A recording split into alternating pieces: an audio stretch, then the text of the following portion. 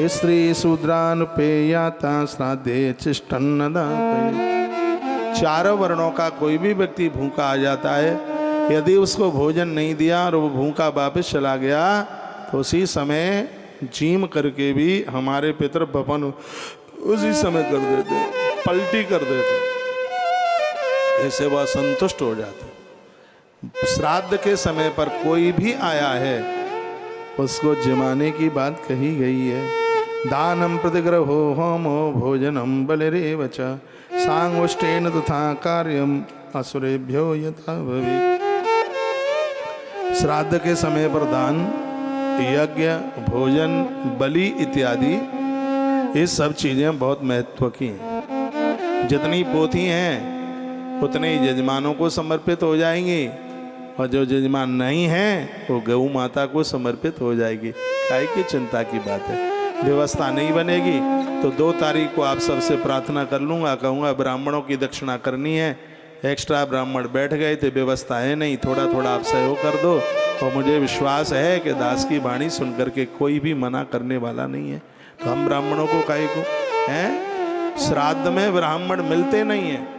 और यहाँ गदाधर नाथ भगवान की कृपा से अपने आप विप्र देवता पहुँच गए हैं। तो हमें तो अति खुशी होनी चाहिए, प्रसन्नता होनी चाहिए। आप बिल्कुल भी कंफ्यूज ना हो। यहाँ बहुत अद्भुत अनुष्ठान चल रहा है, आप डोंट वरी। मैं तो भगवान को प्रार्थना करना चाहूँगा कि कमी पड़े तो इस 16 दिन में जो भी मुझे पुण्य मिले, हे भगवान ये सगरा पुण्य इन यजमानों को उड़ेल देना, इनको ही समर्पित कर देना। हम तो बिना पुण्यों के बने रहेंगे। आपने यहाँ देखा कितने लोग माइक ले लेकर के बोले, और ये वो लोग थे जो मुझे पहली बार इधर मिले हैं।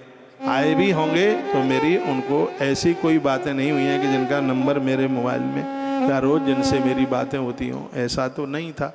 ना ये कहा गया कि तुम ये बोल देना, ये बोल देना, वो अपनी भावना के साथ बोले हैं। तो यह बिल्कुल विश्वास करके आप निष्कंटक हो करके, और आप कोई भी मन में ऐसी दुविधा ही ना रखें। बढ़िया से बढ़िया, एक बढ़िया होता है और एक बहुत बढ़िया होता है। तो ये बढ़िया से बढ़िया ये आयोजन होने के लिए जा रहा है। आपके पूर्वजों को 7 पीढ़ी तक यहाँ पुरखे बिठाएं। दिखाओ एक बार भाई बलवंत, ये सामने एक कोने पर, एक उस कोने पर, और बीच में 7 पीढ़ियों के आपके पूर्वज इस जगह पर यहाँ पर बैठे हुए हैं। इसमें आपके ननियाल का आह्वान किया गया है, आपके ससुराल का आह्वान किया गया है, और आपके माता पिता का आह्वान किया गया है।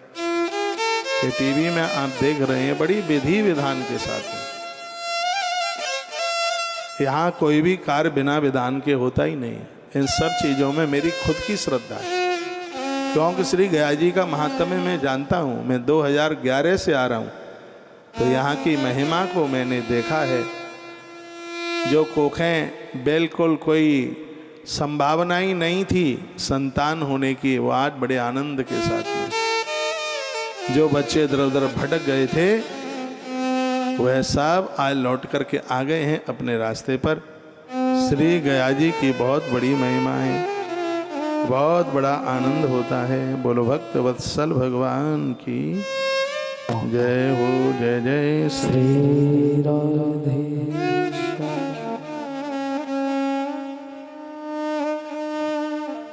किस किस को बुलाया जाए? इसमें लिखा है कि बिटिया के बेटे को बुलाइए, श्राद्ध में बहुत ज़्यादा बढ़िया है उसको बुलाना। श्राद्ध कर्म में आमंत्रण के योग्य कौन नहीं है? अपने आप भले ही आ जाएं, लेकिन श्राद्ध में दामाद को भी श्राद्ध कर्म में आमंत्रित नहीं करना चाहिए। जामाता श्राद्ध के भोजन में अपने आप आ जाएं, भोजन करा दो। दामाद बड़ा पूज्य होता है, लेकिन 77 नंबर का जो श्लोक है, बहु तरुणार्थम श्राद्धम पुत्र का पतिरेवचा, पुत्री का पति दामाद ही होता है।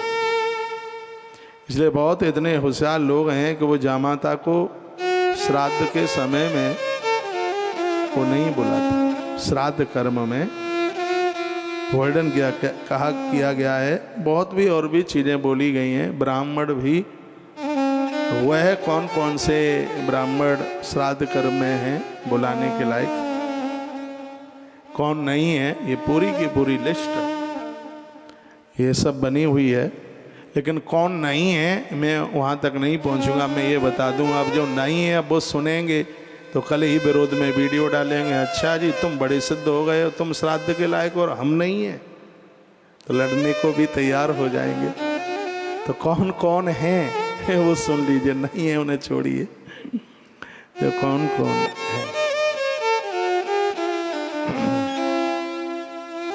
बोलो बांके बिहारी लाल की जय। श्राद्धों में जो अपने लिए ही भोजन बनाते हैं अतिथि और देवताओं को, वो श्राद्ध में भोजन नहीं कराते। ऐसे लोग मरने के बाद ब्राह्मण भी होंगे तो ब्रह्म राक्षस बन जाएंगे। इसलिए ग्रंथ तो कहता है कि आपके घर में रसोई बनी है, कोई जीवने को नहीं आया है तो एक रोटी निकालकर गौ माता को जरूर दे। श्राद्ध के समय में सीधे ही जीवने को न बैठ जाए। इसलिए तो आज मैंने आपको रोक दिया था। मैंने कहा कि श्राद्ध चल रहे हैं, जब तक ब्राह्मणों का भोजन न हो जाए तब तक आप अन्न मत खाइए। और आपने हमारी ये बात मानी, बहुत बहुत धन्यवाद। और इस बात को कभी भी मत भूलना, जो इन श्राद्धों में नित्य ब्राह्मण को भोजन कराते हैं उन्हें रोजाना एक अश्वमेध यज्ञ करने का फल मिलता है। इसमें इतनी बड़ी महिमा का वर्णन किया गया है।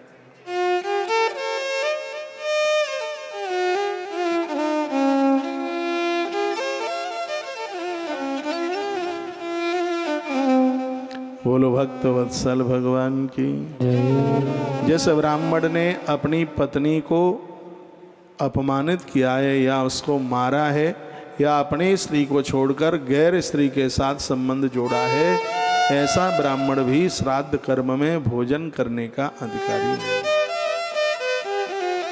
ऐसा ब्राह्मण जिसकी माँ दूसरी जाति की है और पिता दूसरी जाति का है, ऐसा ब्राह्मण भी श्राद्ध कर्म में भोजन करने के लायक नहीं।